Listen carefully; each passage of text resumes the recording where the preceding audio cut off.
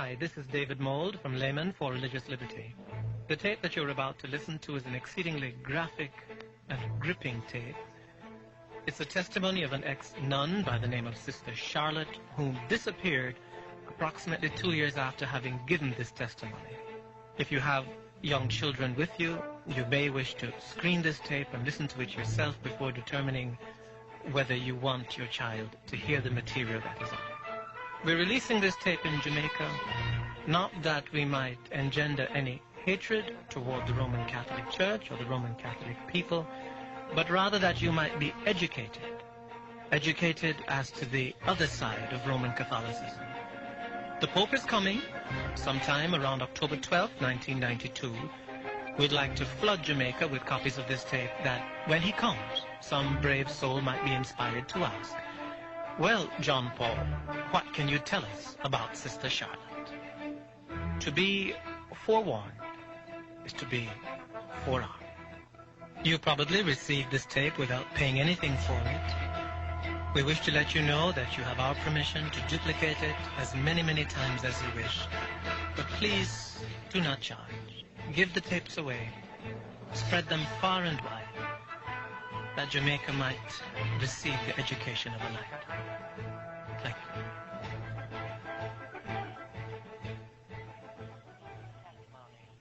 First of all, I always like to tell folk I'm not giving this testimony because I have any ill feeling in my heart toward the Roman Catholic people. I couldn't be a Christian if I still had bitterness in my heart.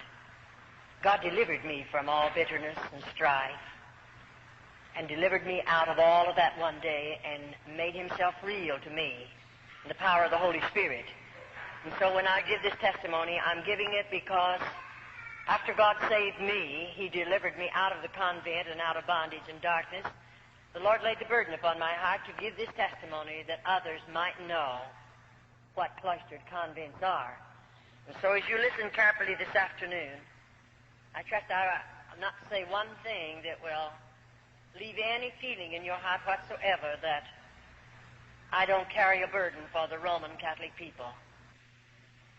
I don't like the things they do. I don't agree with the things that they teach. But I covet their soul for Jesus. I'm interested in their souls. I believe Jesus went to Calvary. He died that you and I might know him. And their souls are just as precious as your soul and my soul. So I'm interested. First of all, as we slip into this testimony, having been born in Roman Catholicism, not knowing anything else, not knowing the Word of God because we didn't have a Bible in our home, we had never heard anything about this wonderful plan of salvation. And so naturally I grew up in that Roman Catholic home as a child, knowing only the catechism, knowing only the teaching of the Roman Catholic Church. And because I loved the Lord, and because I wanted to do something for him, I wanted to give him my life, I didn't know of any other way for a Roman Catholic girl to give her life to God other than entering a convent. And through going to the confessional box where, naturally, I'm under the influence of my father confessor, the Roman Catholic priest, his influence over my life, one day I made up my mind through his influence and one of my teachers in the parochial school that I wanted to be a little sister.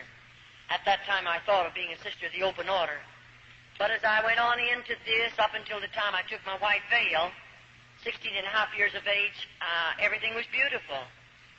I really didn't have any fear in my heart whatsoever. Everything was taught to me was seemingly along the line that I had been taught in the church before I entered a convent.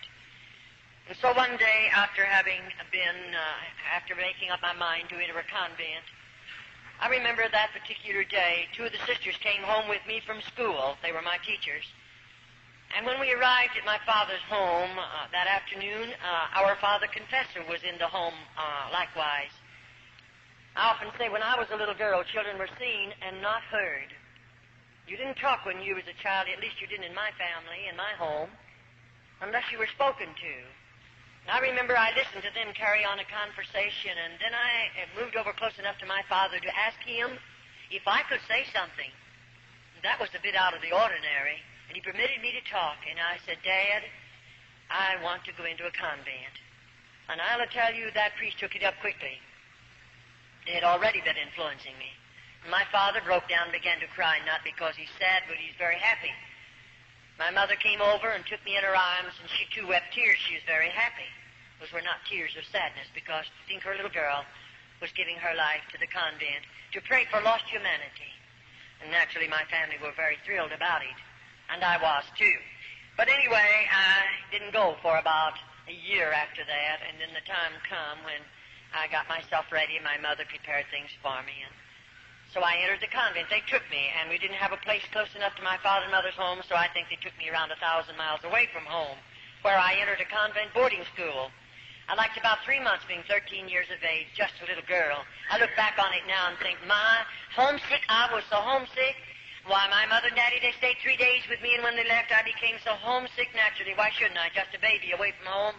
And when I was a little girl, you know, I had never spent a night away from my mother, and I surely had never gone any place without my family. And naturally, there was a close tie in our family, and I was very lonely and very homesick. But I'll never forget after Dad and Mother told me goodbye, and I knew they were traveling a long distance away from me, and I had never realized in my heart I'll never see them again. Naturally, I hadn't planned it like that because I planned to be a sister of the open order. But if you listen carefully to this portion of the testimony, then you'll understand just why I'm saying some of the things that I say. Now, oftentimes we say the priest selects his material through the confessional box, because at 7 years of age, I went to confessional.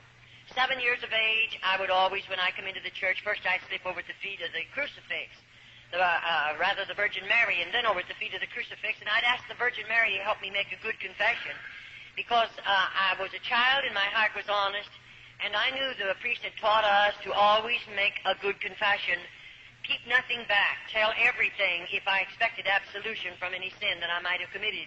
And so I would ask the Virgin Mary to help me make a good confession. I would ask then Jesus to help me make a good confession. And you know, I'll assure you, after I lived in the convent for a short period of time, now I had to go on with my schooling. I just finished the 8th grade, and they promised me to give me a high school education, some college education. But I didn't get much college. I got mostly just high school training, and they gave that to me all right. I took it under some terrible difficulties and strains and all of that. It was rather difficult. But they gave it to me, for which I appreciate very, very much. But I'll assure you, after they put me through the crucial training that we must go through to become just a little novitiate entering a convent, the training is really, it's outstanding as far as a nun is concerned, and you know what it's all about after you've been in there for a little while. So now I've entered the convent, and for just a few minutes we want to tell you just a little bit how we live, what we eat, how we sleep. If I take you into the convent and tell you those things, you'll understand a little bit more about my testimony. First, as I entered the convent as this small child, I went on to school, but I was being trained. But the day came, possibly I was 14 and a half, when the Mother Superior began telling me about the white veil. And I didn't know too much about it, but taking the white veil, they told me that I would become the spouse or the bride of Jesus Christ. There would be a ceremony, and I would be dressed in a wedding garment.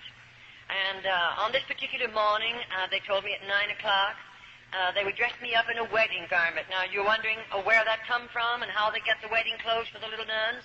The Mother Superior sits down and writes a letter to my father and tells him how much money she wants.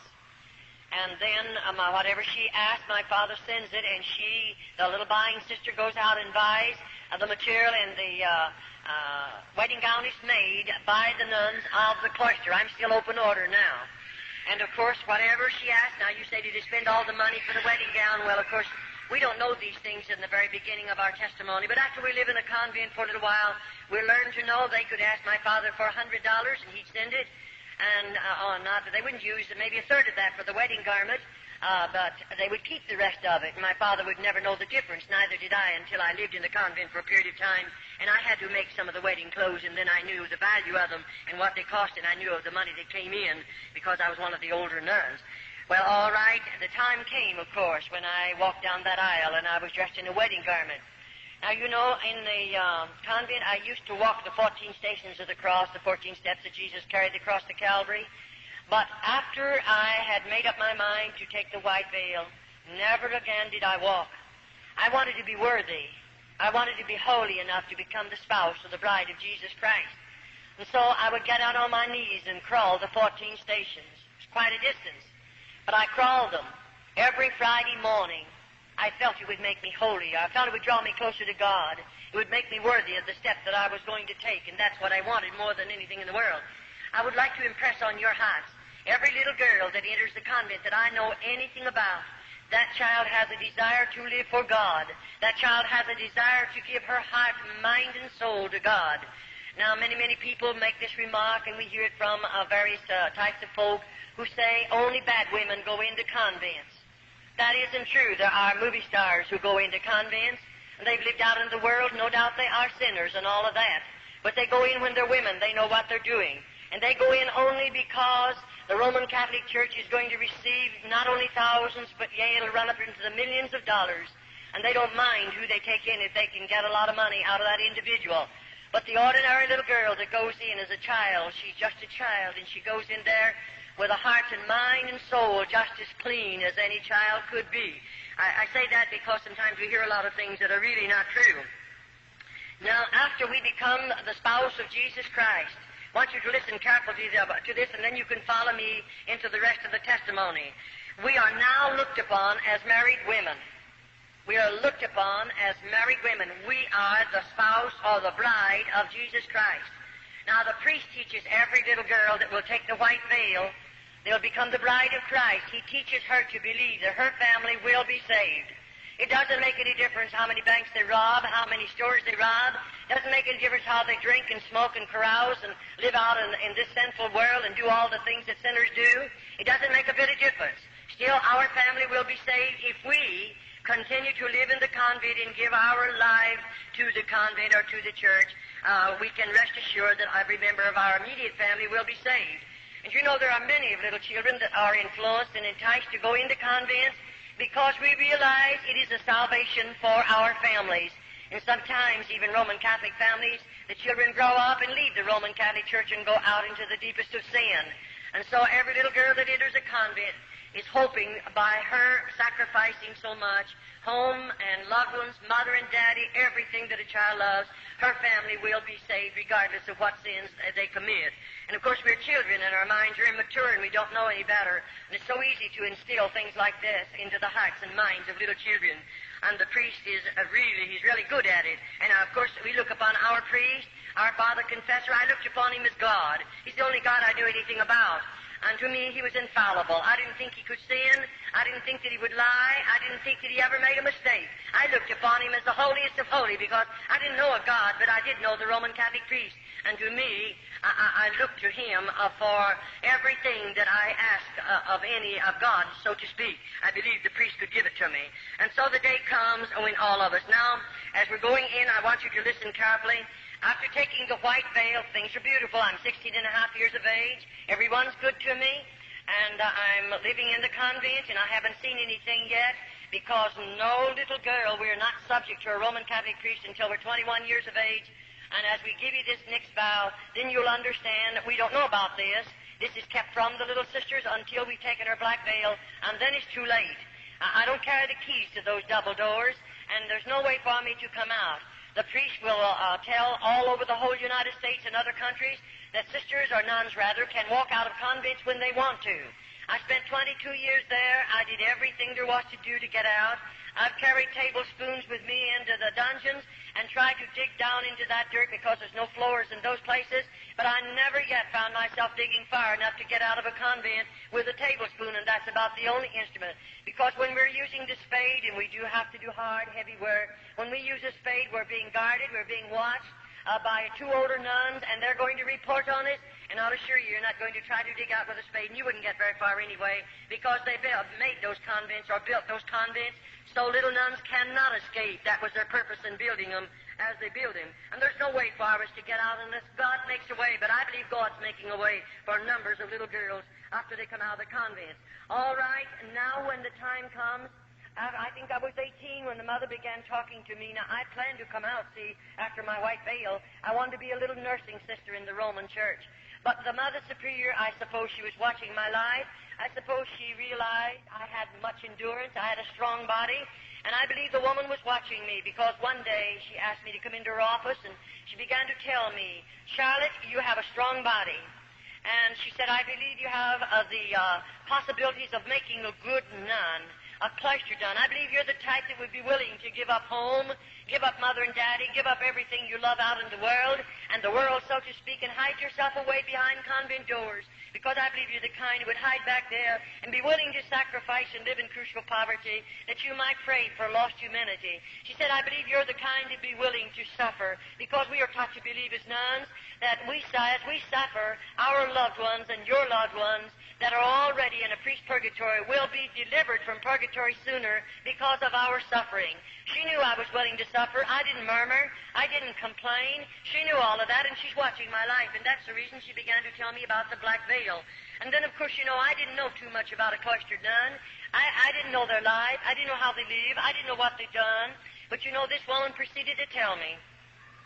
Now, I hear a lot of people try to tell me in the various places that we travel and go. I hear a lot of Roman Catholics try to tell me I've been in so many cloisters. I know all about them. But, a Roman Catholic can lie to you, and they don't have to go to confession and tell the priest about the lie that they told because they're lying to protect their faith. They can tell any lie they want to protect their faith and never go to the confessional box and tell the priest about it. They can do more than that. They can steal up to $40, and they don't have to tell the priest about it. They don't have to say one word about it in the confessional box. They are taught that. Every Roman Catholic knows it, and every Roman Catholic, you'd be horrified to know how many of them steal up to that amount. And many of them lie. We've dealt with them. I've dealt with hundreds and hundreds of them. I've seen a good many of them fall in at the altar and cry out to God to save them. And before they're saved, they look into my face and hold my hand and lie to me. But after God gets a hold of their heart, then they want to make right what they've told me because they realize they've lied about it. But as long as they're Roman Catholic, they're permitted to lie, and it's the saddest thing, and you can't expect them to know God because God does not condone sin. I don't care who you are, but I don't believe God condones sin, and I don't believe He's going to condone it in the Roman Catholic people, even though they're being misled and they're being blinded and led in the ways that's going to lead them into a devil's hell. I believe that with all of my heart because I've lived in a convent and know something about how those people live and what they do. Now the day comes. She told me, Charlotte, you'll have to be willing to spill your blood as Jesus shed his upon Calvary. She said you'll have to be willing to do penance, heavy penance. She said you'll have to be willing to live in crucial poverty. Now already I'm living in a bit of poverty, but I thought that was going to make me holier and draw me closer to God, and it would make me a better nun, and so I'm willing to live in that poverty. And then on this particular morning, she told me what I would be wearing. She said you'll spend 9 hours in a casket. And she explained a number of things to me. That's the most I knew about it. And I didn't find that out until I'd taken my white veil. And so on this particular morning, I'm 21 years of age. But 60 days previous to my being 21 years of age, I'm going to sign some papers that they placed in front of me. And those papers are this. I'm going to sign away every bit of inheritance that I might have received from my family after their death. Of course, I signed that over to the Roman Catholic Church. And oftentimes, I say the Roman Catholic priests are enticing girls, not only their background, not only their strong bodies, their strong minds and strong wills, but he's enticing girls where mothers and fathers have much property, and they are comfortably fixed to the material things of this life. Why? Because when that child enters the convent, they're going to get a portion of her money, of her father's money.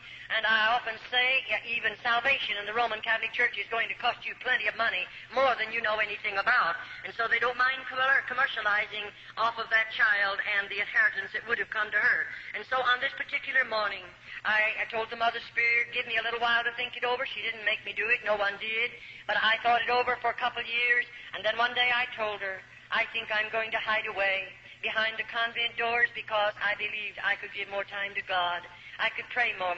I maybe would be in a position where I could inflict more pain upon my body because we are taught to believe that God smiles down out of heaven as we do penance, whatever the suffering might be. And I didn't know any better because I often say, if you could only look into the hearts of little nuns, if you are a Christian, you would immediately cry out before God in behalf of those little girls because, to me, we are heathens. It doesn't make any difference the amount of education we may have. We are still heathens. We know nothing about this lovely Christ. nothing about the plan of salvation, and we're living as hermits in the convent. And so on this particular morning, I come walking down an aisle again, similar to that, and may I say, the morning before, I can't go into it too deep because I never would be able to cover enough of it so you could understand it. But this morning, I'm walking down that aisle, but I don't have a wedding garment on. I have a funeral shroud. It's made of dark red velvet, and it's way down to the floor. And I'm walking down that aisle. Now, I know what I'm going to do. The casket is all ready made by the nuns of the cloister, very rough boards, and it's sitting right out here. And I know when I come down there that I'll step in that casket and lay my body down, and I'm going to spend 9 hours in there. And 2 little nuns will come and cover me up with a heavy black cloth we call a heavy drape mortelle. And you know, it's so heavily incensed that I feel like I'll smother to death, and I have to stay there. Now I know when I come out of that casket, I'll never leave the convent again. I know I'll never see my mother and father again. I'll never go home again. I'll always live behind convent doors, and when I die, my body will be buried there. They told me that, so I knew it even before I done it. It's a great price to pay. And then to find out that convents are not religious orders as we were taught and as we were trained is quite a disappointment to a young girl that's given her life to God and willing to give up so much and sacrifice so much. I'll assure you it was a disappointment. And so after I spent those nights, you say, what you do while you lay in that casket? What do you think I did? I spilled every tear in my body. I remembered every lovely thing my mother done for me. I remembered her voice. I remembered the gathering around the table. I remember the times when she would pray with us. I remember the things that she said to me. I remembered what a marvelous cook she was. Everything as a little girl growing up in that home, I remembered it, laying in that casket, knowing I'll never hear her voice again. I'll never see her face again. I'll never put my feet under her table again, enjoy her good cooking. I knew all that. And so maybe for 4 hours I spilled all the tears in my body because it was so hard. And I knew I'd get homesick. I knew I'd want to see her someday, but I gave it all up. What for? For the love of God. I thought I didn't know any better. And I'll assure you those were 9 long hours. And then I seemingly got a hold of myself, and I thought, dear Charlotte, now you're going to make the best Carmelite nun, because everything I've ever done, even that I'm out of the convent, I do give my best. I try to give everything that I have in regardless what I might do. And so I did in the convent. I gave the best that I have. And I wanted to be the best nun that I could possibly be. And the Mother Superior knew that, and don't worry, the priest knew all about it too.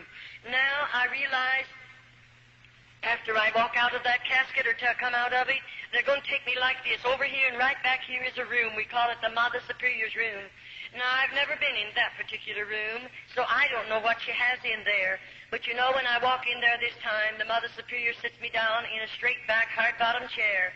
And immediately then I'm going to take 3 vows of poverty, chastity, and obedience.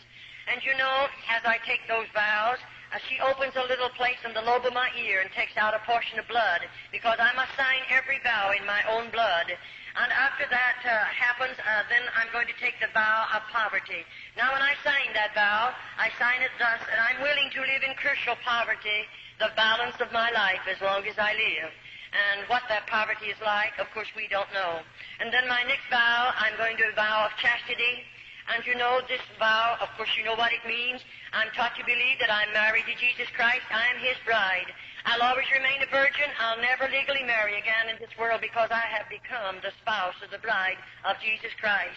After the bishop married me to Christ, he placed the ring on my finger, and that meant I'm sealed to Christ. I'm married to Him, and I accepted it because I didn't know any better.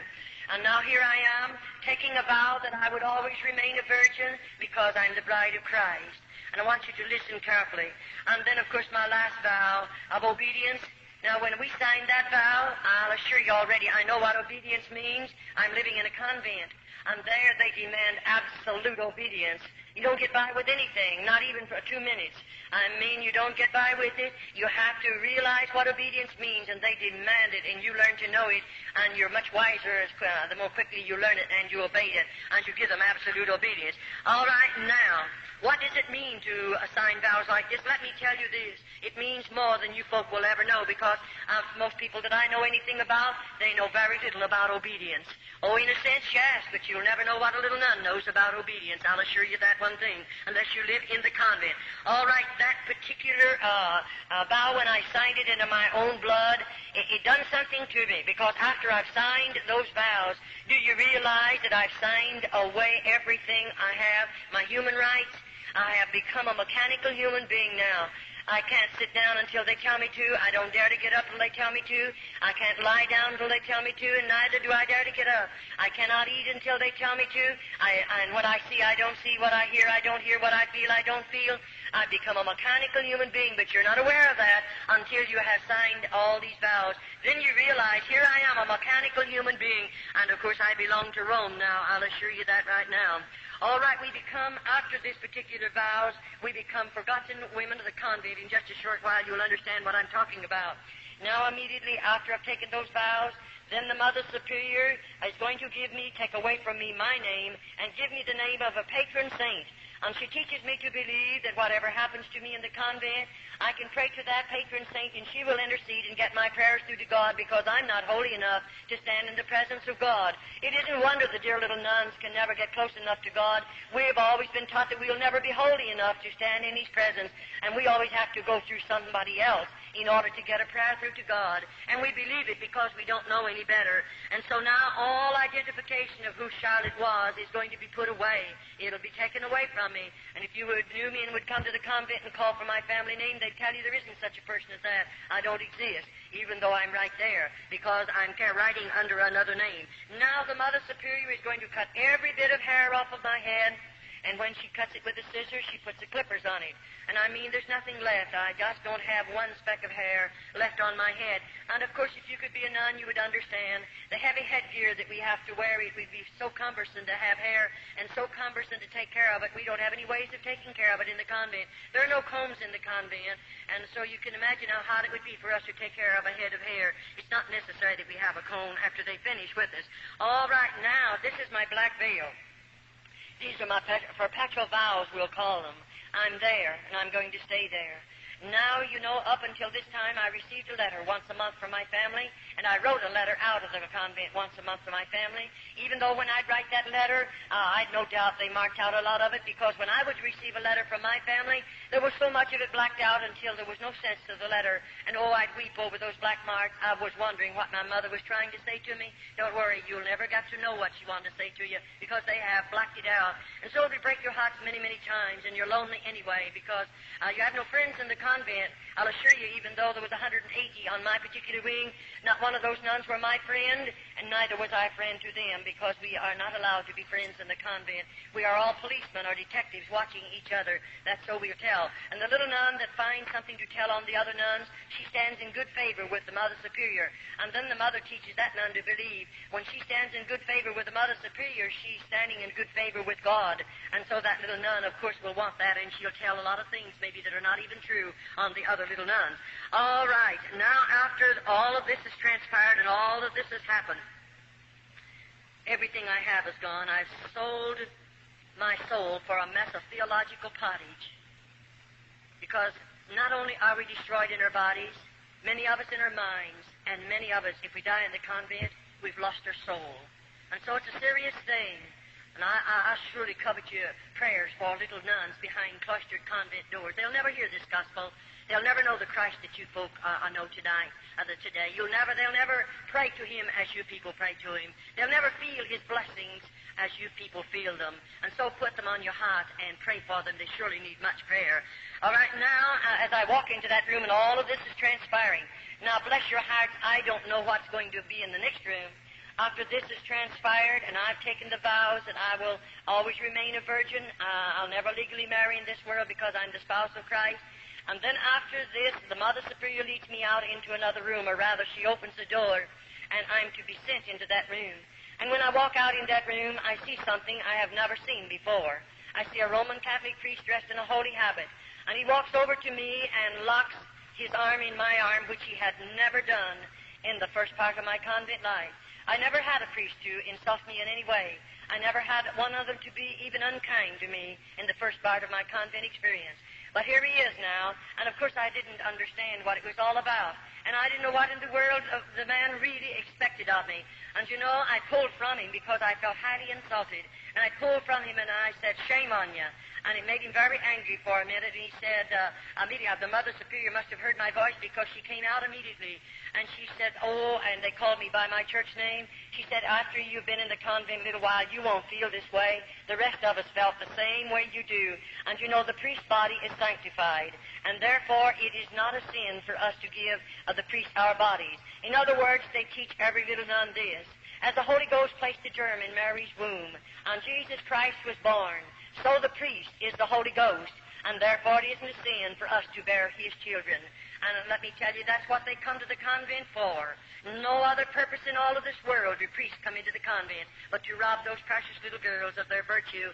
And I'll assure you, we'll be telling you a little later in the testimony just what they really do after they come in under those particular deals. But may I say, now every bridge has been burned out from under me. There's no way back. I can't get out of the convent even though I pled. Oh, how I pled with that priest. Send for my father. I want to go home. I don't want to go any farther. And let me tell you, that's when you stand alone and you don't know who to turn to, and you're a victim of circumstances, and you live in the convent because there is no other way to get out of the convent. And I'll assure you, I stayed in the convent until God made a way for me to come out. And so after all of this, now my mail will stop. I'll never receive another bit of mail from my family. Never another letter. I belong to the Pope. I belong to Rome. And then after all of this, the Mother Superior, after taking these particular vows, and the priestess invited me to go to the bridal chamber. You say, "Did you go?" No, definitely not. I didn't enter the convent to be a bad woman. It would have been much easier to have stayed out of the convent to be a bad woman. You wouldn't go into the convent and live in the poverty we live in and to suffer as we suffer to be a bad woman. No girl would do that. And it would have been much easier to have stayed out of the convent if I wanted to be a bad woman. But I went there to give my life and heart to God, and that was the only purpose I had in going there. And here this priest is, and of course I didn't go to the bridal chamber with him. I had a strong body then. One of us would have been wounded because I would have fought until the last drop of blood. And you know, it made them very, very angry, I'll assure you. But I didn't go to the bridal chamber with him. But now I'm going to have to go to penance the next morning. And of course this will be a heavier penance because of what I've done already. And when the Mother Superior says we're going to do penance the next morning, I'm going to be initiated as a Carmelite nun. And I remember when she walked me down into that particular place, it was a dark room. I remember I lived above on the first floor until my black veil. After the black veil, they take me one story under the ground. And I lived from there on until God delivered me under the ground. I didn't live in the top part of this buildings at all. But you know, as we walked into this room, it's dark and it's very cold. And when we walked in, we came from back there somewhere. We come walking toward the front, and I walked along beside the Mother Superior. And when I got near the front, I saw those little candles burning. Anywhere in the convent, you'll find the 7 candles burning. And when I came a little closer, I saw the candles, but I couldn't see anything else. And I wondered, what's she going to do to me?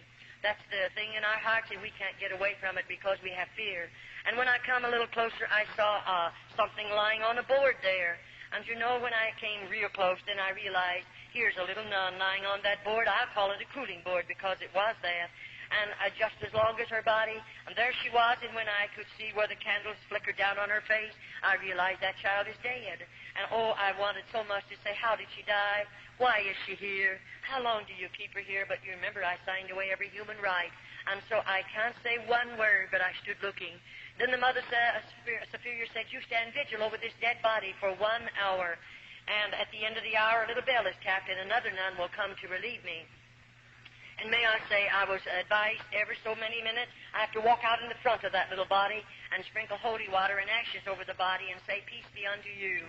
And I did exactly what they told me to do. Oh, it was a terrible feeling. I'm not afraid of the dead. It's the live people we have to be very cautious about. And I wasn't afraid of that little dead nun, but oh, my heart ached for her. And, you know, after the bell tapped and I realized my hour's gone, the nun who comes to relieve us comes back here somewhere. And she, of course, we walk on our tiptoes. No noise is made in the convent. And when they don't speak, they just touch you. And, of course, my being down there with that little dead nun, and I was full of fear, when that girl laid a hand on my shoulder, I let out a scream, a horrible scream, from fear, just fear. And, you know, I didn't mean to do it. I didn't break that rule on purpose, but I was scared. And immediately, of course, I had to come before the Mother Superior. And that's when I first learned to know, one of the first times, about a dungeon. They didn't tell me there were dungeons in the convent. And she put me in such a dirty, dark place with no floor in it for 3 days and nights, and I didn't get any food and any water. And I'll assure you I didn't scream anymore. I tried so hard not to break the rules of screaming because there is a dungeon, and I know they'll put you in it. And let me tell you right now, it's not a nice place to be. After you've been in one of those places, you'll know what it feels like. All right now, I say this before I go any farther, that popery is a masterpiece of Satan. I said it's a masterpiece of Satan with its lying wonders and its traditions and its deception. It's a terrible thing when you know about it. And so as I come down into this room, and she took me, let me look at this little girl, and that particular, if we call it a penance, is over. Now, the very next morning, she said again to me, Charlotte, you're going to do penance. Not the next morning, it was 3 days after, because I spent 3 days and nights in the dungeon. The next, fourth, fifth morning, whichever it was, she said, you're going to do penance. She took me down into another room, not the same room. And when we come walking down this time, I could see that big piece of wood, but I didn't know what it was. And when I came a little closer, there was a cross. It was made of heavy timber. I might say it was maybe 8 or 10 feet high, very heavy. And that cross was sitting on an incline like that. And she had me walk over here at the base of the cross, and she said, now strip your clothes off. And I took my clothes off. And then she made me, down to my waistline, then she made me drape my body over the foot of that cross. And she pulled my hands underneath and bound them to my feet. And then, you know, that's where I'm going to spill my blood. And she had not told me how, and neither could I ask how I would spill it. And she gave 2 little nuns that came with her a flagellation whip. It's, I might call it a bamboo pole. It's about this long. It's about that big around. And it has 6 straps on it about this long.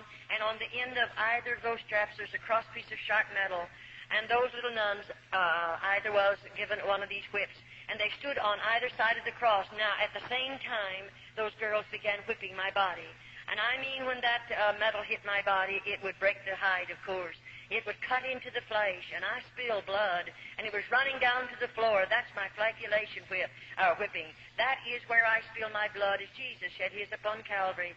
And, of course, I'm human. It wounded. It hurts. It was very painful. After the whipping is over, they don't bathe my body. They put my clothing back up on my body, and I have to go the rest of the day. When the night comes and I stand in front of my cell there, after we have to stand there 2 undressed with our backs to each other, and then when I went in, I couldn't sleep that night. I just wasn't a bit sleepy because I couldn't take off all my clothes. They had dried in those wounds, and it was terrible. I didn't take them off for several nights. And I'll assure you, when I came before my food, I didn't want my cup of black coffee. In the morning, we get a cup of black coffee. They serve it to 10 cup, and we can have no milk or no sugar of any type in it. And we have 1 slice of bread. That's made by the nuns of the cloister. They weigh it. It weighs 4 ounces. That's all I get for breakfast. And then, of course, in the evening, I get a bowl of soup, and that's fresh vegetables cooked together. There's no seasoning in the soup whatsoever, and a half a slice of bread, and 3 times a week they give me a half a glass of skim milk. That consists of my food 365 days in the year. And I began losing weight very rapidly, I'll assure you, because I didn't have enough food to eat. I don't know the day that I went to bed without a hungry stomach. Sometimes it would be so hungry I couldn't sleep. The pain was gnawing. You can't hardly stand it. And you know, you're only going to get that 1 slice of bread the next morning. That doesn't fill you up. And, of course, we have to work hard all day long. And I'll assure you, those little nuns, as I covet your prayers for them, they need your prayers in more ways than one, because you'll go to bed with a full stomach tonight. And you're very comfortable right now, but I'll assure you there's not one of them that's comfortable. They're hungry, and they're sick, and they're wounded, and they're hurt, and they're heartsick and homesick, and discouraged, and worst of all, seemingly they have no hope. No hope. You and I are looking forward to the day when we're going to see Jesus. They have no hope whatsoever. And I surely hope you don't forget to pray for them. All right, that was terrible, I'll assure you. And then in a few mornings after this, the Mother Superior is taking me back for another initiation. And when I go into the penance chamber this morning, we come from a place up here, and we're going to walk back along like that, clear to the back. And you know, it was quite a ways back there, and I went through part of it's a tunnel, and then I come out into a room, and I'll walk through that room, and when I get way back there, I see those candles burning. And I see something else. There's ropes hanging down from the ceiling, and I'm so scared. I wonder what the ropes are for and what's she going to do. After these 2 penances, you began to have a lot of fear in your heart. And so I can't say anything, and I walk back there, and you know, I saw the ropes then real plain, what they're doing hanging down from that ceiling. Then she tells me, you go over there against the wall, about that close from the wall, and I have to stand sideways like this. Then she asked me to put up both of my thumbs, and I did. And then she pulled one rope down, and there's a metal band fastened securely, and she fastens that around the joint of my thumb. Then the other one comes down and fastens around this thumb. And there I'm standing like this, facing the wall. And then, she comes over here to the end, and there's a whatever you want to call it, she starts winding. And I start moving, and she's taking me right up in the air. And when she gets me so just my toes are on the floor, just on my tiptoes, she fastens it. And there I hang, and all the weight of my body is on my thumbs and on my toes. Not a word is said. No one speaks a word. And she walks out of that room and locks the door. If you know what it means to hear a key locking a door and know that I'm strung up there like that, you'll never know unless you're a nun. And when that woman walked out, I didn't know how long I'll stay there, how long that woman will leave me there. And they didn't come to give me food. They brought me no water. And I thought, is this it? Am I going to die back here just like this? And within a few hours, you can imagine, I'm still a human being. My muscles began to scream out with the pain. I was suffering. And that woman let me hang. Nobody come near. And what good would it do for me to cry? You can spill every tear in your body. Nobody will hear you. There's no one there to care how many tears you spill. And so I just hung there. And finally, I felt like I couldn't stand it. I'll surely die if they don't come and get me quickly. And I felt as if I was beginning to swell. I don't know how long went by. And she opened the door one morning, and she had something for me to eat. And the water was in a pan. And it was potatoes, and those potatoes were not good to eat. They were in a pan. And there's a shelf over there on the wall that she can adjust to the height of the nun. And she pulls it up. Now, I'm not against the wall. I'm about this far from it. But to get that food, she puts it there and said, this is your food. And she walks out. Now, how am I going to get it? She didn't let my hands down. But this is what you'll learn. And you'll struggle to get it. I'm hungry. I'm so thirsty. I feel like I'm going mad. And to get it, I discovered that this hand goes high and this one will come down a little bit. And that'll keep right on going higher. As I lean, I have to reach higher with this one. This one will automatically let down. And to get that water and that food, I had to get it like the dogs and cats. And I lapped as much of it as I could because I'm so thirsty. And get those potatoes, I tried as hard as I could because I'm hungry. I'm hungry. And I got as much of it as I could naturally, but I was hungry. That's the way she fed me for a while, and then she released the bonds on my hands and on my feet. And I tell you, then I shouldn't have said on my feet. She didn't release the bonds. She let me hang there for 9 days and 9 nights. I'm almost got it mixed up with one of the other penances that I want to give to you. I hung 9 days and 9 nights in disposition. And may I say, at the time come when I was so swollen here, and naturally I could see myself puffing out here. I felt like my eyes were coming out of my head. I felt like my arms, what part I could see of them right there, they were 2 or 3 sizes, their normal size. I felt like I was that way all over my body, and I was like a boil. I was in real suffering. And then on the 9th day, she comes in and she releases the bonds from my hands and my body and lets me down on the floor. Now, I go down, I can't walk. I'll assure you I didn't walk. I didn't walk for a long time. But you know what? There's 2 little nuns that carry me out. One gets under my feet and the other under my shoulders. And they carry me in the infirmary and lay me on a slab of wood. And there they cut the clothing from my body. And let me tell you right now, nobody but God will ever know. I'm covered with vermin and filth. Why, I'm hanging there in my own human filth. There are no toilet facilities. Right behind me is a stool. They have running water in it, and the lid is down, and they have sharp nails driven through that lid. If I break my ropes and fall on that, I would suffer terribly. And this is the life of a little nun behind cloistered doors. After they've already deceived us, disillusioned us, and got us back there, then this is the life that we're living. And these are the things that we're going to have to do. And I'll assure you, it isn't anything funny.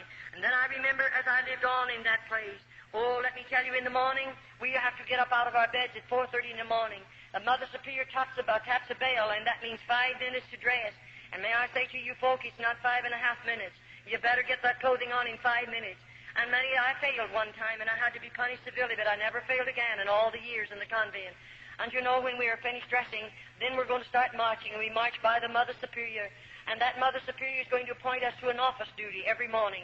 It might be scrubbing, it might be ironing, it might be washing, it might be doing some hard work. But I have to work 1 hour. Then we'll go in and gather around the table, and we'll find sitting in front of us our tin cup full of coffee, and our slice of bread.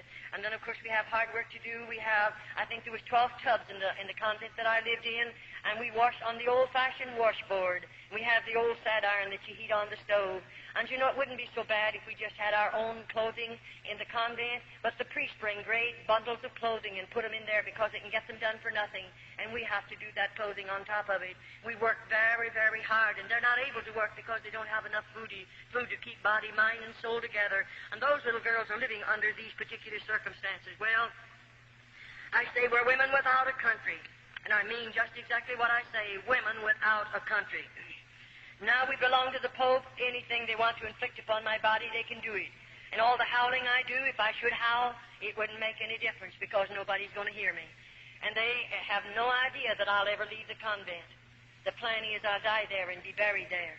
Now you say, Charlotte, can you go into the convents? Any one of you folk can go into an open order convent, or I mean a closed convent, into the speak room. And there is an outside chapel that you can walk into, of any that I know anything about. But you know, you just go in there and wander around to have some place to go, because you might meet something you're not expecting.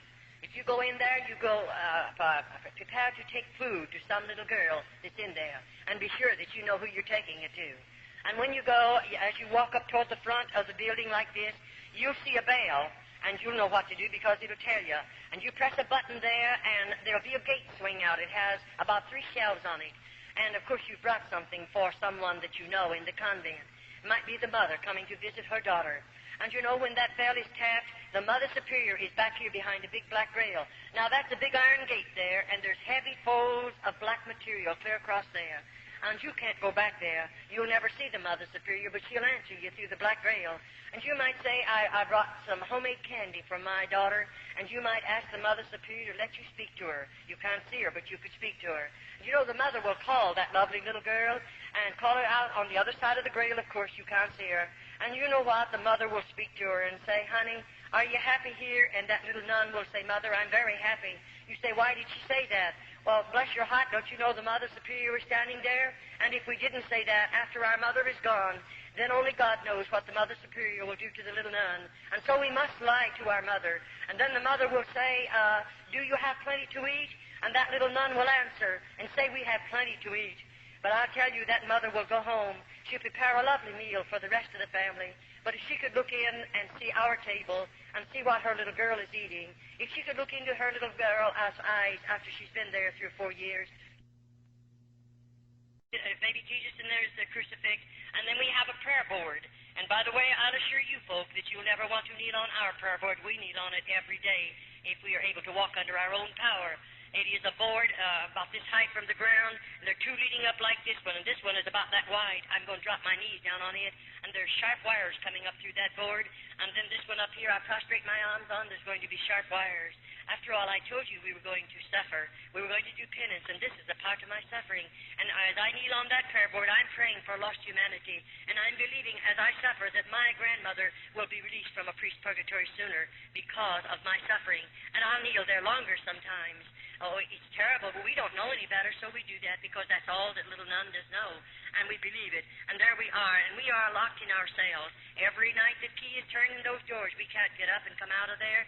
And then more than that, 7 minutes of 12. We go to bed at 9:30, the lights are out. 7 minutes of 12, there's 2 little nuns appointed to unlock every door. Every little nun again gets on her feet, dresses in full dress, goes into the inner chapel, and there we again pray 1 hour for lost humanity. We don't get very much sleep, that's why, and we don't have enough food, and we work hard, and we suffer much. That's why our bodies are so broken. That's why we seemingly don't have enough strength to carry on after we live there. But I'd like to say this to you as I go, before I go any farther. Now, I did those various things. We are taught to believe that as we spill our own blood, now we must do this.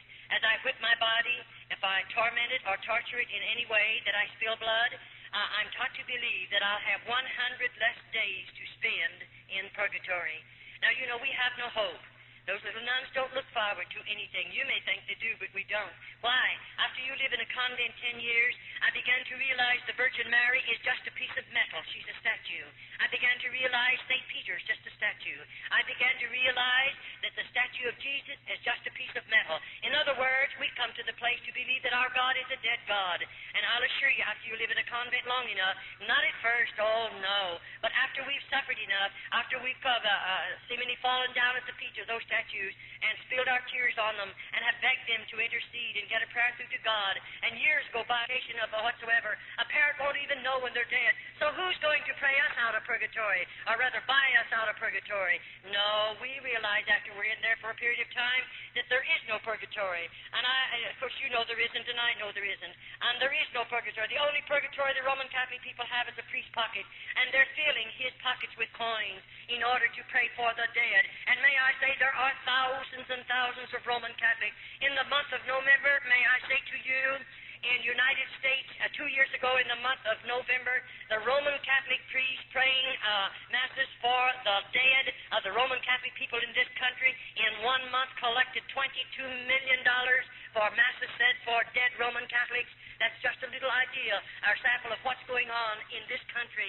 And still there are thousands of mothers that will work their fingers to the bone to go over there and give the priest another $5 to say a mass for a loved one that's in a purgatory, because that mother believes there is a purgatory. In the convent they have a painting of purgatory, and there's nothing in the room but just that painting. And you know, every Friday we have to walk around that painting. And when we walk around it, I wish you could look at the little nuns' faces. What do I see? The painting, as you would walk around it, looks like it's a big, deep hole out there, and there are people down in there, and the flames of fire is lapping around the bodies of those people, and their hands are outstretched like this. And the mother will say to the little nuns, you better go and put another penance on your body. Those people are begging to get out of that fire. And because we're heathens, we don't know any better. I might go someplace in the convent, and maybe I'll burn my body real bad. Maybe I'll torture it some way and spill some more blood, because as I suffer, I believe they're going to get out of that place where a priest puts them. And there are millions of people, so to speak, in purgatory that your priest have put there. And when he knows that it's the biggest fraud there is in the world, he knows there's not a bit of truth to it. And bless your heart, I often say, you take purgatory and mass away from the Roman Catholic Church, you'll rob her of 9/10 of her living. She'll starve to death if you would take it away from her. She commercializes not only off of the living, but off of the dead, and on it goes. All right. It doesn't bother a Mother Superior to take one of those dear little girls. And may I say, you know, when the priests come into the convent, they come as our Father Confessors. Once a month we go to confession. And we don't want to go, don't you worry. I many the time have got in the very back row. I didn't want to go in there. I know who's out there. One of them, I may not know the particular man, but I know he's a priest. And I know those priests. I certainly have seen them enough. I've lived there long enough. I certainly have had contact with every one of them. And I'll assure you this one thing. I don't trust one single one of those in the convent. Now, we're not telling you about every priest. I don't know all the priests. I'm just talking about the convent in my personal testimony of convent life. And you know, we know something about what's out in that room. And here we are. We know we're going to confession today. It may take all day long. And here he comes. And I have never seen a Roman Catholic priest come into the convent that I was in without intoxicating liquor under his belt. And I say a man or a woman, regardless of who you may be, when you get liquor under your belt, you're not a man, neither are you a woman. You become an animal and a beast. And so we have a beast sitting out there. There's a straight back hard-bottom chair, no other furniture but the crucifix of the Virgin Mary. But here he is sitting on that chair right out there in the middle of that room. Now here a little girl has to walk out there alone, and she has to kneel down. Think of it. Why, bless your heart, I really sometimes, I'm saved now, I'm out of the convent, and I now look back at that Roman Catholic priest, and I often say, I'm sure he was a twin brother to the devil, because he's full of sin, he's full of vice, he's full of corruption. And we go out there and kneel down at his knees. Now, you're a lucky girl if you get away from that man without being destroyed. Why, he's drunk. He's a beast. He's not a man. Oh, he has a holy habit on. He's an ordained Roman Catholic priest. And so I'll assure you, we don't like to go to confession, but we must go once a month.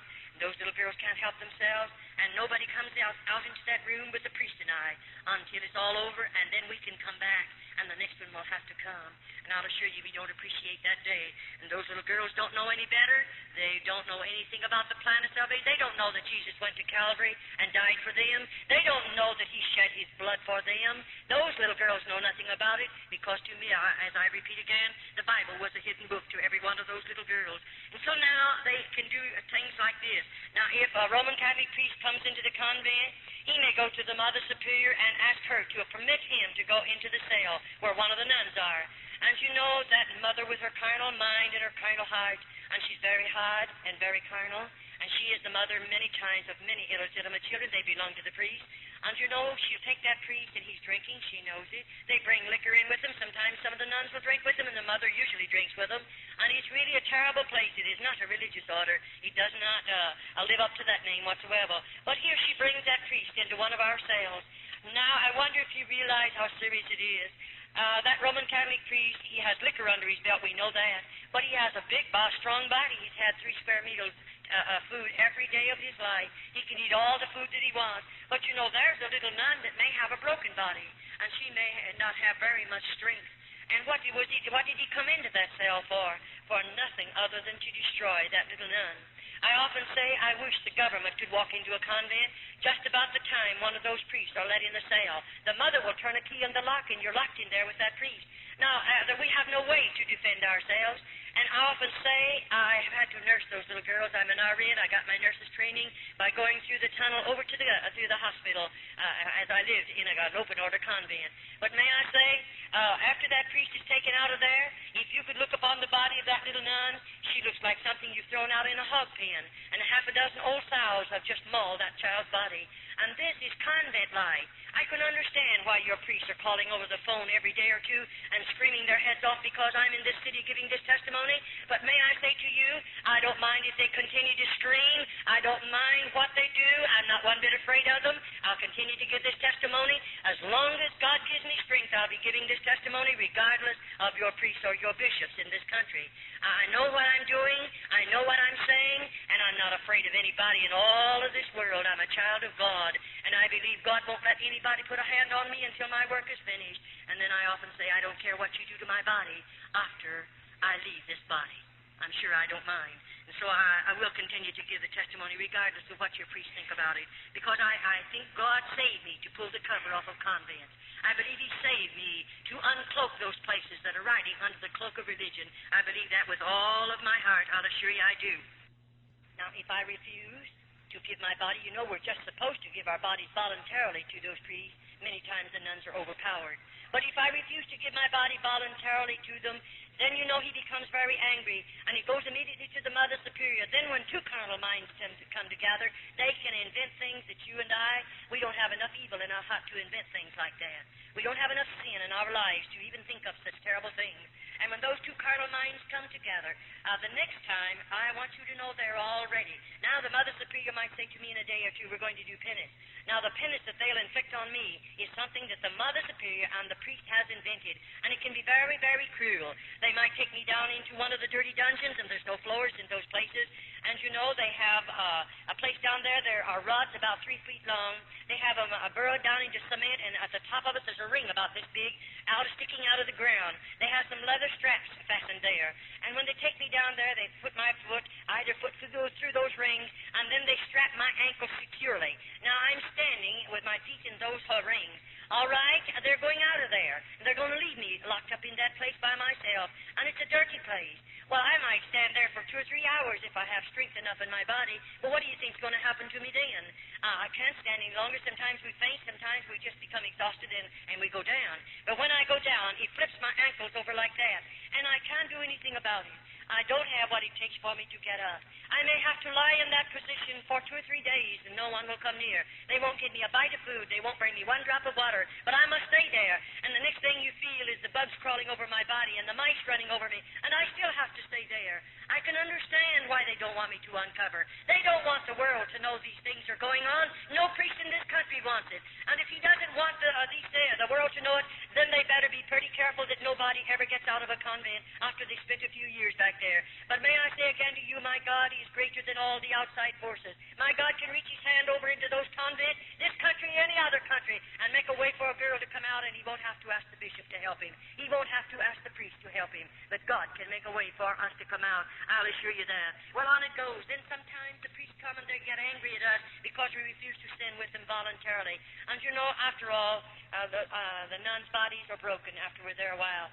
And many the time, to have him strike you in the mouth is a terrible thing. I've had my front teeth knocked out. I know what it's all about. And then we'll get you down on the floor and then kick you in the stomach. Many of those precious little girls have babies under their hearts. And it doesn't bother a priest to kick you in the stomach with a baby under your hat. He doesn't mind. The baby's going to be killed anyway because those babies are born in the convent. Why wouldn't babies be born when you run places like this under the cloak of religion? The world thinks it's religious orders, and there are babies born in there, and most of the babies are premature. Many of them are abnormal. Very, very seldom do we ever see a normal baby. You say, Sister Charlotte, do you dare to say that? I most definitely do dare to say that, and I intend to keep on saying it. Why? I've delivered those babies with these hands, and what I've seen with my eyes and I've done with my hands, I just challenge the whole world to say it isn't true. And the only way they can ever prove it isn't true, they'll have to open, if they ever serve a summons on me and call me into court, I'll assure you this one thing: convents are coming open, and then the world is going to know what convents really are, and they'll have to open them to vindicate my testimony, because I know what I'll do if they ever serve a summons on me. I've been before the highest laws we have in the United States. I know what I'm doing. I know what I can say, and I'm not one bit afraid to say it, because I've been a part of this. I've been connected with this system 22 years behind convent doors, and it is a terrible thing. After when that dear little nun, looking forward to that day when her precious baby will be born. Most of you, dear mothers, oh, you have everything ready.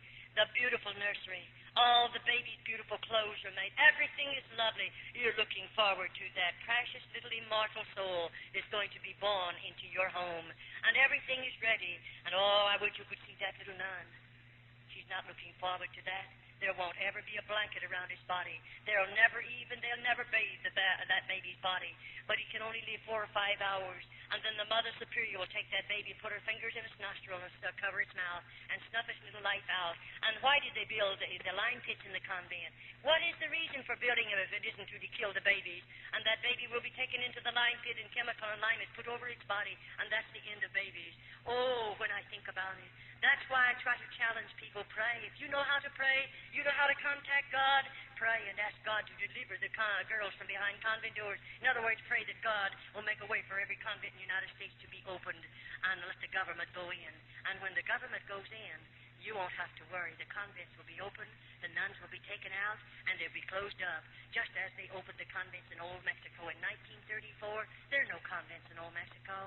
Every cloister, it is open, and they found all of the corruption back there, the lime pit. If any of you are taking a vacation, go over into Old Mexico. The government owns them. They're public museums. And go through the convent. Look with your own eyes. Touch with your own hands. And then come home and see if you believe my testimony. It'll stir every bit of red blood in your veins. I mean, it'll do something to you that nothing else has ever been able to do. Go through them and look at them. Go into the dungeons. Go into the tunnels. Go through the lime pit. Look at the stalls, rooms of stalls over there. And then ask the guides of where they come from. And go and see all of the devices of torture they placed upon the bodies of the little nuns. Go into their cells and look at their beds and see for yourself. Oh, yes, you can go. It'll cost you 25 cents to go through each one of them. You look at those things and see them for yourself, and then come home, and maybe it'll give you a greater burden to pray for little girls that have been enticed behind convent doors by the hierarchy of the Roman Catholic Church. I wonder how you would feel if this was your child. And remember, I have a mother and daddy, or had one, and they love me just as much as you love your children. And when they let me go into the convent, I'm sure my mother and daddy didn't expect these things to happen because they didn't know. They never dreamed a convent was like this. But, you know, I wonder how you'd feel if you could walk in someday and out there in this particular room. That floor is built for this purpose. There's a partition right out there, and there's just a little thing they can touch. It automatically opens. And, you know, there's a deep hole underneath that floor. And this little nun has done something. I can't tell you what she's done, because I wasn't there when she done it. But she's done something, and to them it's very serious. And when they bring her to this particular place. Her little hands and feet are going to be bound securely.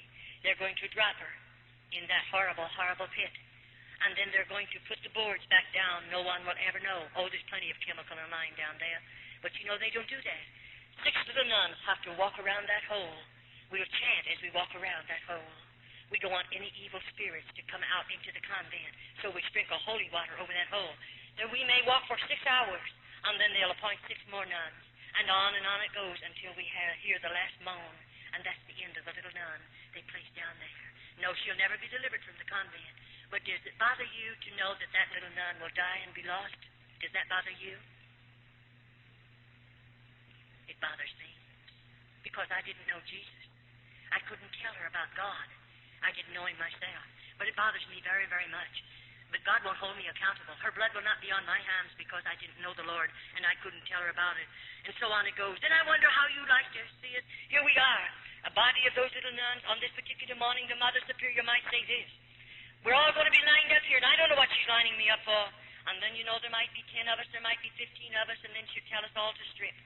And we have to take every stitch of our clothing off. We're certainly not anything beautiful to look at.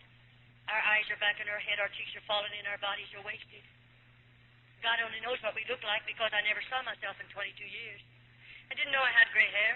I didn't know I had lines in my face. I didn't know how old I was. I only found that out about 6 years ago. You know nothing about what you look like. And here we are lined up. And here comes 2 or 3 Roman Catholic priests with liquor under their belt. And there they're going to march in front of those nude girls and choose the girl they want to take to the cell with them. These are convents. Cloistered convents, not open orders. The priest can do anything he wants to and hide behind the cloak of religion. Then that same Roman Catholic priest will go back into the Roman Catholic churches, and there he'll say Mass. And there he'll go into the confessional box and make those poor people believe he can give them absolution from their sins. When he's full of sin, when he's full of corruption and vice, still he acts as their God. What a terrible thing it is. And on it goes, well, I live there. Now, all the time these things are going on, what do you think's happening inside of Charlotte? God love your hearts. I didn't know people could hold so much hatred and bitterness. And it went on and on and on. I was filled with bitterness and hatred. And I mean, it continued to build. I began in my heart to think, when I can get the Mother Superior in a certain place, I'll kill her. Isn't it awful to get murder in our hearts? I didn't go in the convent with a heart like that, nor a mind like that. But I began to plan murder in the convent. How I could kill her, how I could kill a Roman Catholic priest, and on it goes. And oh, I tell you, every time she did fix something awful on my body that I'd have to suffer so terribly, when I could think sensibly again, then I would begin to plan, how could I kill that woman? And on it goes. Well, after all, you can't help it. For instance, I wonder how you would feel. The Mother Superior, here she is, and she's going to sit me down in a chair. And you know, that chair is straight back, hard bottom, and I don't have any hair. She's going to take everything off my head. And you know, she's going to put my hands like this. They'll be out here in stalks. And I'm going to have to bend my head over like that in order to put the stalks across my neck. And I'm fastened securely. And over my head there is a faucet of water. And you know, there's a faucet of water just above my head, and my head's over. Now that mother's going to turn that water on. Just a drop, and the drop will just come about this fast. It'll hit me right there on the back of my head. And you know, I can't move either way. I sat there 1 hour, 2 hours, 3 hours, 4 hours. What do you think's going on? I'm sitting there. I can't move. I do everything to get away from that drop of water in the same spot on my head. Why, God love your heart, if you could look in. You'd see us frothing at the mouth. You'd see those little girls. They're trying so hard to move, to get away from that water. And they let us stay there sometimes 10 hours, all day long. Many, many times a little nun cracks up completely. She goes stark raving mad under this particular penance. What in the world do they do with her? I tell you in a few minutes. Don't you worry. They have a place for us after we go mad in the convent. They take care of us. They have places for the little nuns. There's places built down there for us. Well, on it goes. Well, you know, these things went on and went on and went on. And it was terrible. But, you know, I began to plan and plan and plan. After she's done something like that to me, it's terrible. One day, the Mother Superior took violently ill. You say, who would take her place? There are about 3, sometimes they have 4 older nuns, and they always pick the one that's hard, the one that seemingly is carnal, that one that has no conscience, to be a Mother Superior, and she works under this one. One day, if something happens to the main Mother Superior, another one will take her place, and on it goes. But you know, this particular day, they sent word to me. The Mother Superior, I was to come into her room. She's very sick. And quicker than lightning, I began to think, if I get in that Mother Superior's room, I know what I'll do. You know, after all, I'm a sinner. I'm a nun, but I'm a sinner. And I don't know God. And I have a lot of hatred in my heart. And I walk in that room. They have called in an outside Roman Catholic doctor. She's a very sick woman. And he has left all orders. And they left the medicine and everything. Now, I'm supposed to take care of her. And that was wonderful. I do take care of her. All day long, I did what they told me to do, what I'm supposed to do. And those particular tablets, I knew what they were, and I knew what they would do and what she was taking them for. But anyway, all day long, I gave her her medicine. I done everything I'm supposed to. All evening long. Why? I want to be sure what I'm doing. What I do, I have to be careful. And you know, I waited until 1 o'clock in the morning. Why? Because every night, those little nuns have to be gotten out of bed and go chant from 12 to 1, 7 minutes to 12 to 1. I thought, I'll wait till all the nuns go back to bed, then I'm going to do something. And bless your hearts, after they were all back in their beds, I'll tell you what I did. I took 5 or 6 of those tablets. I was only supposed to take one in a half a glass of water ever so often and give it to her. But because of the type they were and what the type of tablet was, I knew what it would do. I put 6 of them in a glass of water and stirred them up, and I gave them to her. I knew she would go into convulsions that would twist her completely out of shape. I knew that woman would suffer 1,000,000 deaths within 25 minutes. I knew that. And I thought, I'm going to watch her suffer because she has punished us. She has hurt us so many thousands of times. I'll watch her suffer. Isn't it terrible to think a child can live in a place like that long enough until she has the same kind of a heart almost the Mother Superior has? But that's what comes when sin gets in your life. And so I waited. I gave them to her. And something happened to me. I got scared. And I looked at that woman, and she began to change color. And I couldn't find her pulse. I couldn't find her respiration. I was frightened. And I thought, oh, what shall I do? If they find her dead, only God knows what they'll do to me. I'll tell you what I did. I got that stomach pump as quick as I could. I pumped that woman's stomach. I massaged that woman. I done everything there was to do. And oh, thank God she didn't die. I said, I thank God.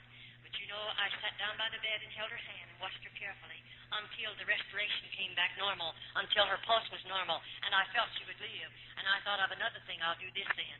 I saw where her keys were hid in her shelf right there in her old room. So they're on a big chain or on a big ring, and I thought, I'm going to take those keys. I'm going down into that dungeon. When I say down, this is 2 stories under the ground.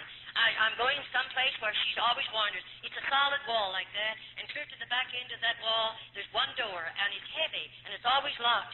And I've heard her tell me scores of times, and I'm sure she has the others, don't ever try to go through that door. What in the world is over there? And why did she tell us that? We can't get through it. It's locked. But I wondered what was back there. Because when they had me in the dungeon for a long time once, I heard screams under the ground. I heard such blood-curdling screams, and I knew there were some girls locked up somewhere. And so I'm going through there if I find a key. And so I got her keys, and I went into that particular place. And when I got back there, it took a while to do it. I want you to know, to find the key.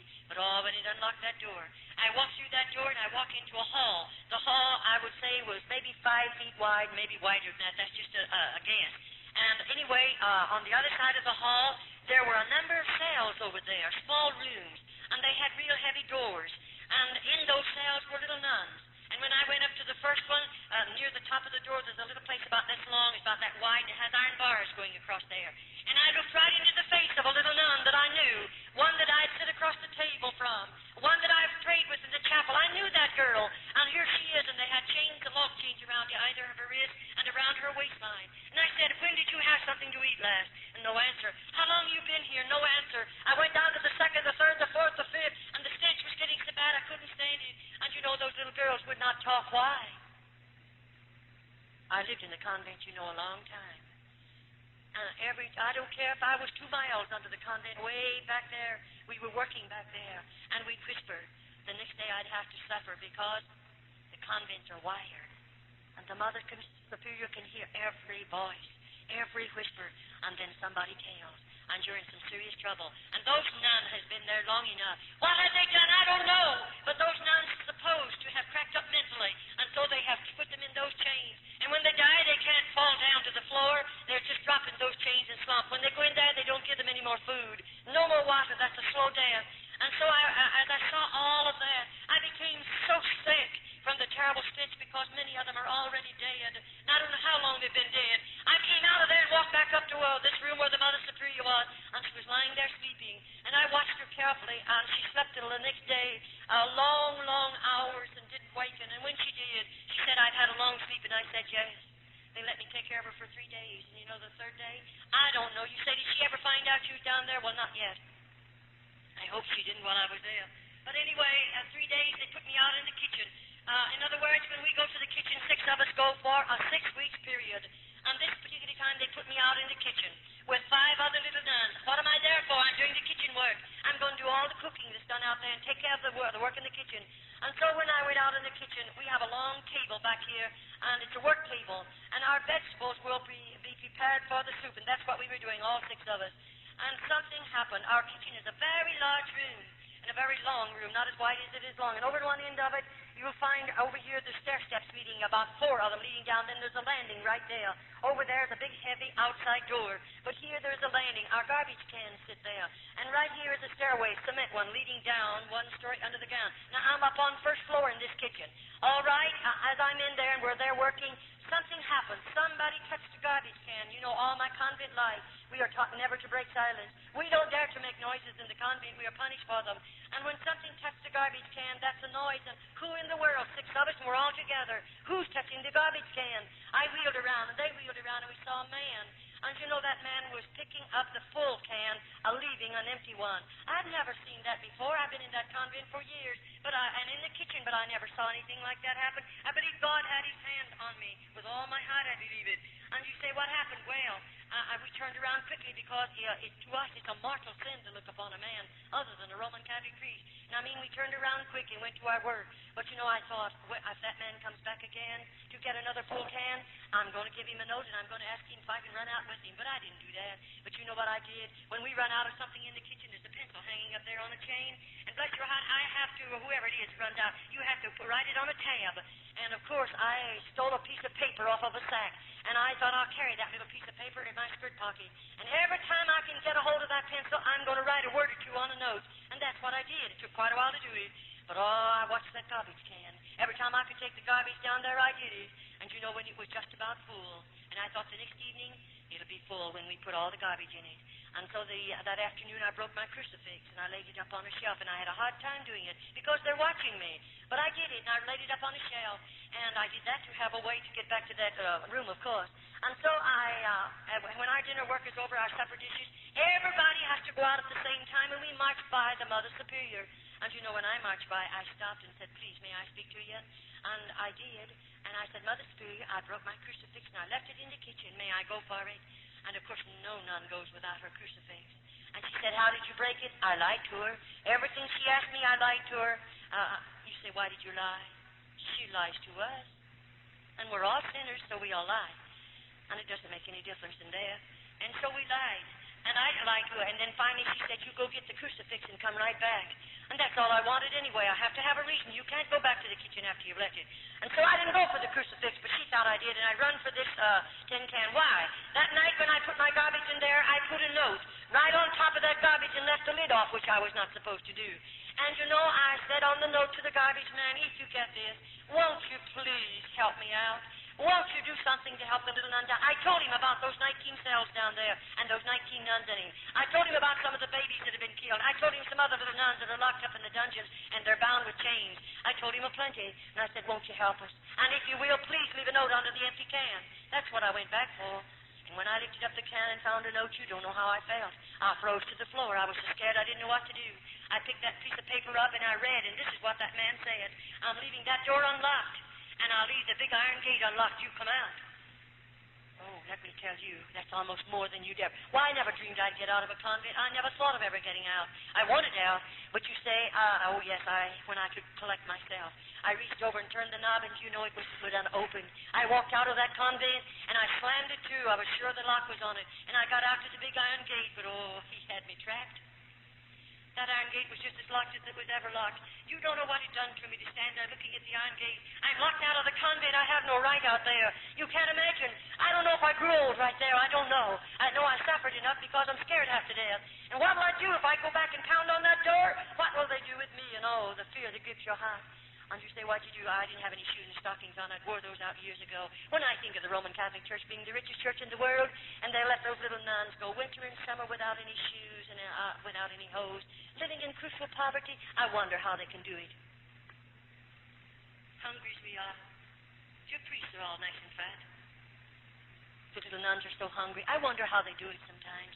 You say, what did you do, Charlotte? Well, I'll tell you, I just took a hold of that big old iron gate and I tried to climb it. That's all there was for me to do. And up about 1.5 feet from the top is a ledge about 6 inches wide. I thought if I could get high enough to get my knee on the ledge, I'm safe.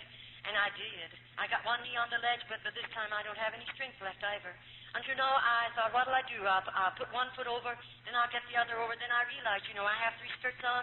My skirts are gathered on the belt, and they're clear down to my ankles. My veil, of course, is down to my knees in front and that long in the back. How will I ever get over those sharp points? And I thought, I can't go down. I don't have strength enough, so I'll have to jump. And if I jump, I'll break every bone because I was broken body, of course. And I thought, well, I'd do. Well, I pulled all my clothing up around my body and held them with one hand. And then I thought, I'll have to jump. And they have a buzzer in the convent. And when a little nun tries to escape and they catch her, they put a buzzer on. And if the priest tell you they don't come to the convent, I would you could see the priest then. You'll find a good many of them there. And they immediately are after that nun. They don't want her out. If she comes out of that convent, she's going to give a testimony someday. And it'll pull the cloak off of convents. And I'll assure you they don't intend for us to get out.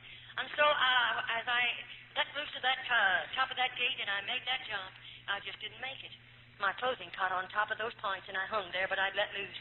And I often say, I don't know what I look like. I didn't know I had gray hair.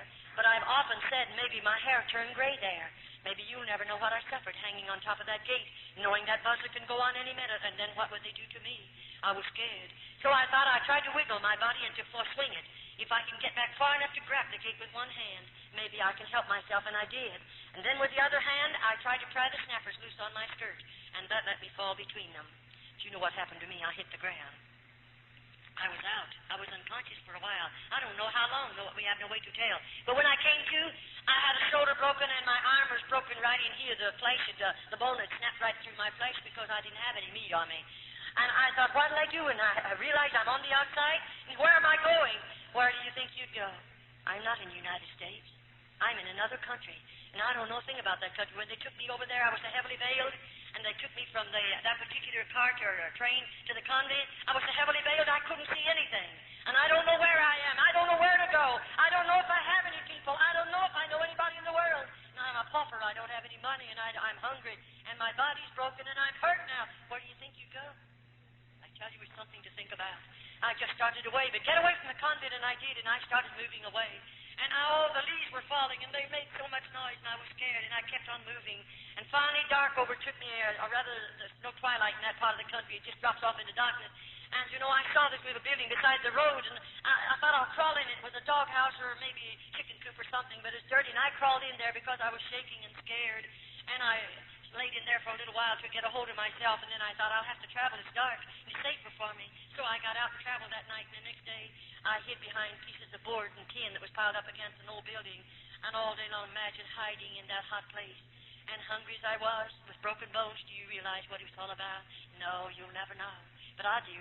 And then, when night came again, I have to go, because I'm going to get away from the convent. I'm afraid to rap on somebody's door. Remember, I'm scared. I don't know. I might rap on a Roman Catholic's door. They will immediately notify the priest that I'll be taken back to the convent. And I'd rather they kill me than take me back. And so I didn't. But I went on and on and on. And then the next day, I hid out in an old straw stack. And then that afternoon, on the third day, I was scared then, because this arm was swollen as tight as it could swell, and I was having to carry it in the other hand. And all my fingers began to turn blue, and I realized gangrene poisoning setting in. And I'm nobody to do anything for you. And I realized I'm going to die just like a rat beside the road. That's a terrible feeling. And I thought, what'll I do? I'll just get out and go a little sooner. Maybe I'll have to rap on somebody's door. And that's what I did. I remember as I walked, I don't know how far, I saw this lamp. It was an old-fashioned lamp burning. Very poor house, no paint on it. And I knew those were poor people. So I walked up to the screen door, and I rapped on it. And a tall man came to the door. He was rather old. And I said, please, may I have a drink of water? And that old man didn't answer me, but he walked back in the house and called his wife. And God bless her heart, she's like most old-fashioned mothers. She came to the door, and she didn't say, who are you, and what do you want? Thank God, there are a lot of good people in this world. That dear little woman just pushed that door open and said, won't you come in and sit down? Do you know that's the most beautiful music I've ever heard in my life? I should say I'll come in and sit down. And she pulled out a chair. And I sat down on it, glad to sit down. And their house was poor. There was no rugs on the floor of any type. A tablecloth, red checkered tablecloth on the table, a little old stove over there in the corner, and there was a fire in it. And that woman put some milk in a pan and heated and brought it over to me. And I'm hungry. I don't have any manners. I forgot how to act. I forgot a lot of things in 22 years. And I grabbed that glass of milk all before she ever set it down, and I gobbled it down. I'm so hungry, I felt like I'm going stark mad. And I took it instantly, and the moment it touched my stomach, of course, I couldn't retain it. I lost it. I haven't had any whole milk in 22 years. You could understand why I couldn't take it. And she knew what to do. She went out in the kitchen, she heated some water, or rather over to the stove and heated some water. And bless her heart, she put sugar in that water and brought it over to me. And she sat down and gave it to me from a spoon. I took every bit of it. Oh, it was good. It was nourishing. And then the daddy walked over by me and he said, now tell us who you are and where'd you come from. I began to cry. I was scared then. I said, I run away from the convent and I'm not going back.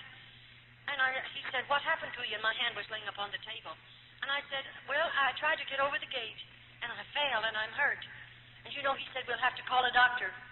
And bless your sweet life. Then I really became hysterical. I got up from the table. I was going to run back outside, and they wouldn't let me. He said, wait a minute, we're not going to hurt you. You're hurt. You have to have help. I said, I don't have any money, and I don't have any people, and I can't pay a doctor bill. Of course, I was just in a terrible mess, if you want to know it. And that man said to me, I'm going after a doctor. He said, and he's not a Roman Catholic. Neither am I. That dear man didn't have a car, but he took a horse and buggy, and he drove 9 miles to get a doctor. The doctor came out in his car, and when he got out to the place, he got there ahead of the man. And when the doctor walked in and walked around me, he just kept walking around me, and he was swearing.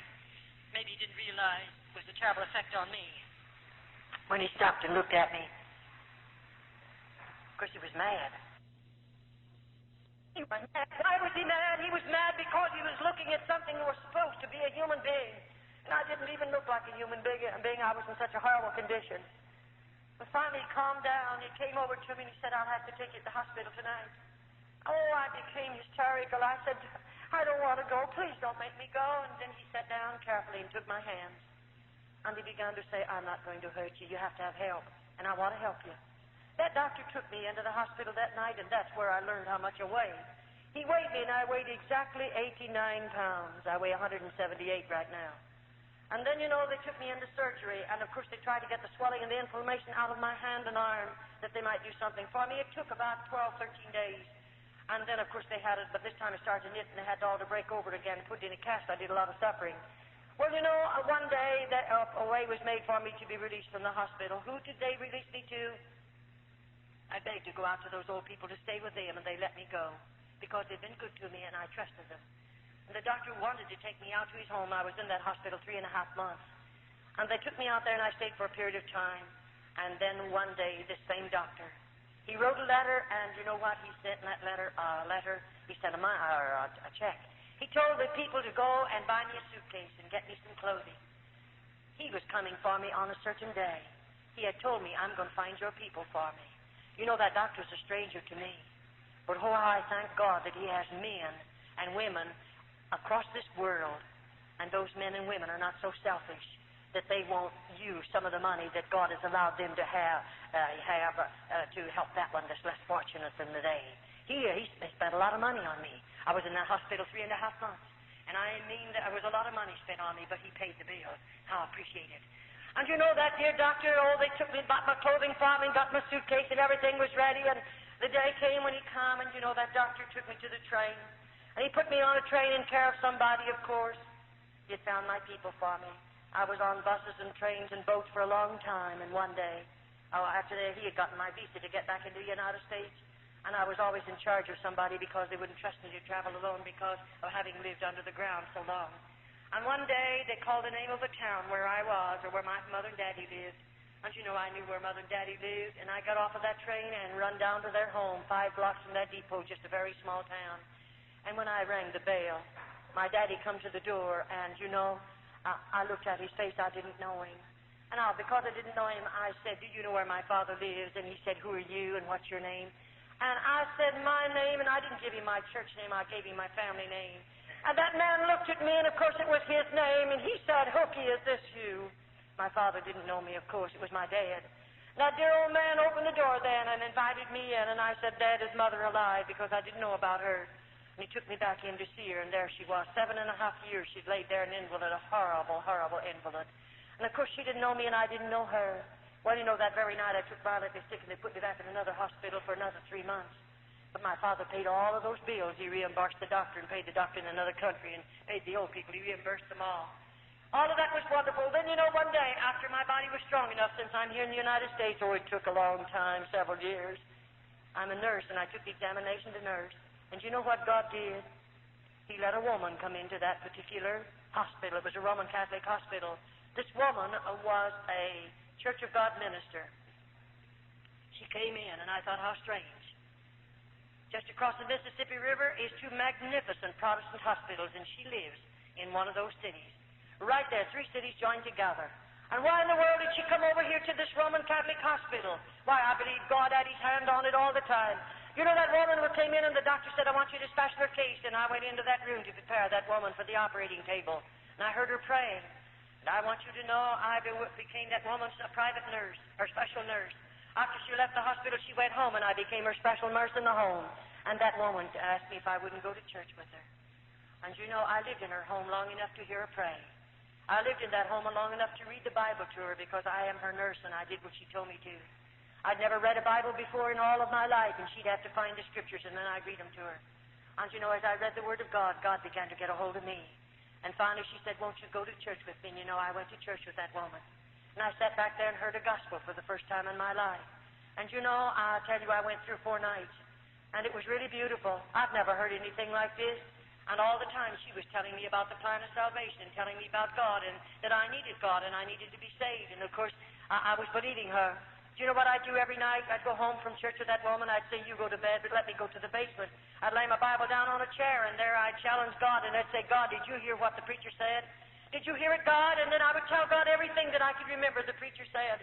And I said, God, you heard every word, didn't you? Now, if you're God, and the Bible is the Word of God, and God, you're real, I want what those people have.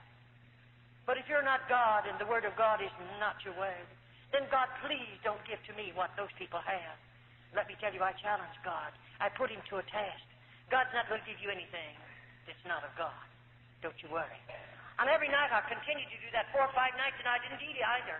I couldn't sleep, and I'd lost my appetite, and I was losing a lot of weight. It was terrific. But you know, one night I come back to church, and out of a clear blue sky, right in the middle of that man's service, I just got out of my seat. And with both hands up in the air, I come running right straight down an aisle like that. And I fell in at that altar, and I cried out, my God, forgive me for all my sins. I was a sinner. I mean, God met me there. Praise his wonderful name. There's a pool of water on that floor. I was sorry for everything that I did in the convent. I stole potato peelings. I stole bread. I told lies. I called the Mother Superior names under my breath. And I want you to know God met me down there, and he forgave me of every sin there was in my life. And how I thank and praise him for it. Praise his wonderful name. God's been very good to me. Very good to me. A few nights previous to that, I went back to church. God filled me with the baptism of the Holy Ghost. May I say to you, God means more to me than all the material wealth you have in this city. I'd rather have Jesus than anything you might have, because I found him to be the best friend I've ever known. I can tell him anything I want to tell him, and he won't call you up and tell you what I told him. I can sit at his feet and tell him every day of my life, Jesus, I love you. Jesus, I love you. And every secret of my heart, I can pour out to him, and I don't worry about him calling you up and telling you what I told him. He's the best friend you ever had. He's able to save you. He's able to deliver you. He's able to loose you from the things of this world, set you free to know him. Praise his name. I have a wonderful God. I love him supremely. I'd rather have Jesus than anything that you might have. God is real in my life. It's really wonderful how God delivered me out of the convent. Pray for me. I need much prayer. I'll be going places where it's predominantly Roman Catholics. I'll have to suffer much. But I'm willing to suffer for Jesus, that I might tell someone about him and give my testimonies that other dear little girls might be spared from convent. So pray for me, won't you? God bless you. Well, what do you think? I told you at the beginning it would be a very, very gripping tape. You'll recall that we introduced in Jamaica the book Maria Monk, which was once banned there. We feel this tape is a perfect complement to the book. We've also introduced another volume, the New Illustrated Great Controversy, which is being sold right now in many, many bookstores across the island, including Sanstead. We'd urge you to get a copy as quickly as you can. You probably received this tape without paying anything for it. We'd like to let you know that you have our permission to duplicate this tape and to distribute it as far and as wide as you choose. Freely we have received, freely we give unto you. May God bless you.